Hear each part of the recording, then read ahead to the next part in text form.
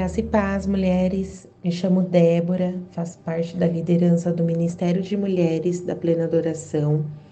Esse ministério lindo que foi presenteado com o livro Mulheres Enraizada, da pastora Viviane Martinello. Esse livro, com ele nós estamos estudando, nos capacitando e sendo curadas para passar adiante. Vou ler para vocês alguns trechos da semana 1 desse devocional. Dia 1. Tudo começa como uma semente. Toda árvore um dia foi uma semente. Se observarmos qualquer planta, nos daremos conta de que ela iniciou como uma pequena semente. Mas qual é a história desse grão? Com que propósito foi plantado? Quem o semeou? Tudo que Deus realiza traz a marca dele, o que significa dizer que os atos divinos em nós constituem uma semente. Temos uma pequena estrutura, um DNA dotado, um potencial gigantesco. O Senhor não nos dá nada pronto, mas nos capacita com um certo poder, a semente. Assim como a vida humana se inicia com a semente minúscula no ventre de uma mulher, a semente de um carvalho de 25 metros de altura não se mede mais que 3 centímetros e não pesa mais que 10 gramas. Deus colocou dentro de você e de mim um potencial imenso e desproporcional comparado ao tamanho da semente que carregamos. Portanto, não despreze a sementinha, tudo começa com ela. É essencial levar em conta que ela só irá se desenvolver no ambiente correto. Entrar em contato com a terra, a semente parece morrer. Entretanto, o que acontece é que conforme o tempo passa, toda a sua capacidade vem para fora. Mergulhe nessa busca para entender o princípio da sua história. Antes de formá-lo no ventre, eu escolhi. Antes de você nascer, eu separei. Jeremias 1:5. Você é a semente que deu certo. Mulheres, o dia 1 fala que nós somos a semente que deu certo. O Senhor cuidou. Algo tão pequenininho, né? Aquela mulher que às vezes parou, pensou, o que será que eu vou fazer?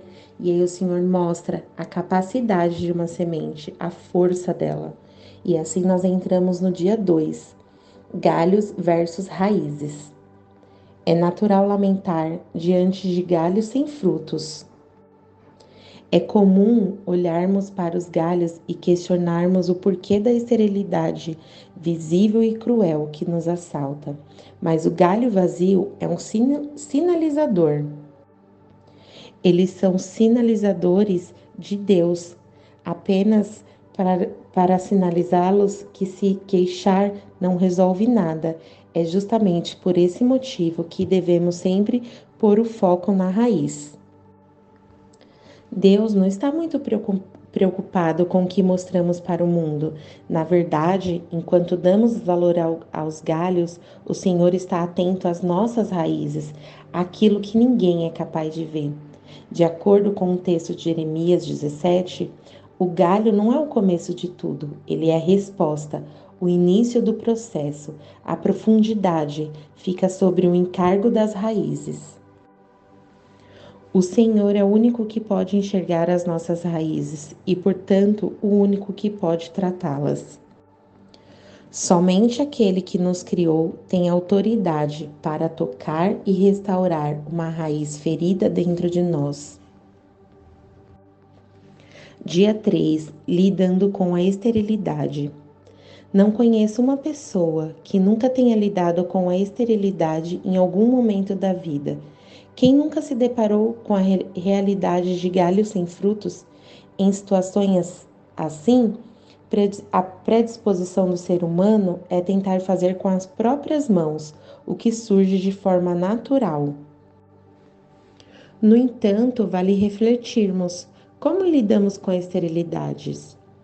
Notamos 3 fatores em meio à esterilidade: sentir vergonha, impor a sua dor aos outros e a incompreensão dos demais.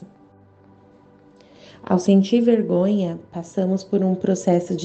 quando passamos por um processo de esterilidade, também nos sentimos envergonhadas, porque somos consumidas por pensamentos tais como: estou falhando, estou vazia, estou seca. Analisar e se abrir ao processo de restauração das suas raízes é apenas o início para o que Deus deseja fazer. Não devemos impor aos outros a nossa dor, a nossa esterilidade. Pelo contrário, temos que enfrentar. Quem não sabe lidar com a infertilidade não alcançará a maturidade nem terá raízes suficientes para sustentar o peso dos galhos cheios de frutos. A incompreensão dos demais, afinal, a esterilidade é uma dor solitária. Ter galhos sem frutos machuca. A infertilidade capaz de gerar dependência do Senhor, o alinhamento de sua perspectiva e o reconhecimento de que dele, por ele e para ele são todas as coisas. Nunca se esqueça, a esterilidade pode ser um presente, mesmo que por vezes com sofrimento, mas esperar e perseverar, mesmo que dificilmente, mas é justamente essa temporada estéril que desafia nossa capacidade de crer e nos revelar ainda mais do caráter do nosso Deus. Dia 4, a palavra nos encontra. No processo de cura das raízes, pode ser que você se sinta tentada a orientar-se pela palavra dos outros. Essa é uma batalha que todos iremos enfrentar. Muitos terão opiniões ao seu respeito e lhe dirão o que fazer. Alguns deles estarão em sintonia com o seu coração, outro não. Andar sobre a orientação da palavra de Deus é crucial na nossa jornada. Ela é luz para o nosso caminho. É essencial que você crave uma verdade em seu coração. Raízes não podem ser tratadas no escuro. A luz revela o que está oculto e escondido. A palavra de Deus precisa ter liberdade e acesso irrestrito para vasculhar cada fragmento do nosso ser. Onde estão fixadas suas raízes? Na palavra divina ou nas próprias vontades? Escolha sempre ficar na palavra de Deus, porque que a palavra de Deus a encontre, ilumine seu caminho. Esse encontro permitirá que você seja sacudida, curada, reativada pela ação poderosa das Escrituras, combinada com a presença do Espírito Santo. Dia 5. Os frutos. Você é conhecida por seus frutos, mais do que Jesus afirmou que os frutos revelam a nossa identidade. Eles pouco têm a ver com o que fazemos e muito com quem somos de verdade. Os frutos não são o que fazemos, e sim quem somos. O fruto do Espírito é o amor, a alegria, a paciência, a bondade, a fidelidade, a mansidão, o domínio próprio. O Senhor se preocupa com o nosso caráter e não apenas com o nosso comportamento. Afinal, o caráter de Cristo é como um fruto que não podemos falsear. Pense nos frutos que você deseja produzir. A falta de bons frutos indica que algo está errado na sua nutrição, no seu interior, naquele lugar que os demais não podem enxergar. A verdade é que sempre podemos investir em nossa vida de intimidade com o Senhor. Dia 6. Fundamento seguro e proporcional. Todo propósito precisa de um fundamento.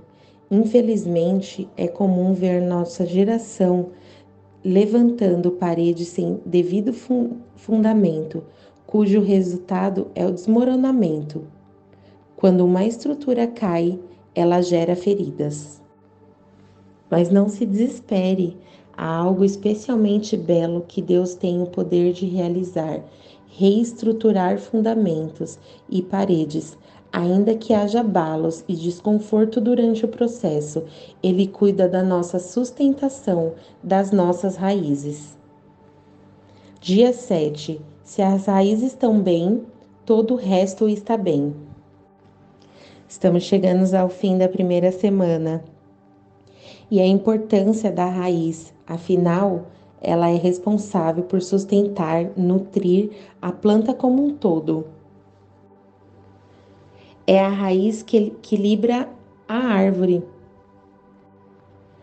Deus pode transformar as quedas em uma nova oportunidade, uma nova estação. Estejam alerta, diz o apóstolo em Pedro 1:5, porque a sobriedade e vigilância são elementos que compõem o equilíbrio. É comum nos sentirmos tentadas a fazer reforma, mudanças nas áreas mais visíveis, mas temos receio de mexer nos alicerces. Preferimos fugir dos abalos necessários e, desse modo, condenamos as estruturas emocionais, relacionais e espirituais. Mas lembre-se, Deus é com você. Ele deseja transformar suas raízes e, se você permitir, elas ficarão bem. E não se esqueça, nós somos a semente que deu certo. Esse foi um resumo da semana 1 do livro Mulheres Enraizadas. E eu quero deixar aqui um textinho que não faz parte do livro, mas que é muito importante na minha vida e eu creio que será na de vocês. Uma mulher curada cura. Cura o seu lar, o seu relacionamento, cura uma geração inteira. Ninguém nasce sábia. Isso é uma construção. Por isso, se permita ser curada nos detalhes. Aceite o processo. Aceite ser desfeita e refeita. Pare de lamber suas feridas. Deus está te preparando para um novo tempo, uma nova estação. A história muda a partir de você. Deus abençoe. Até a próxima.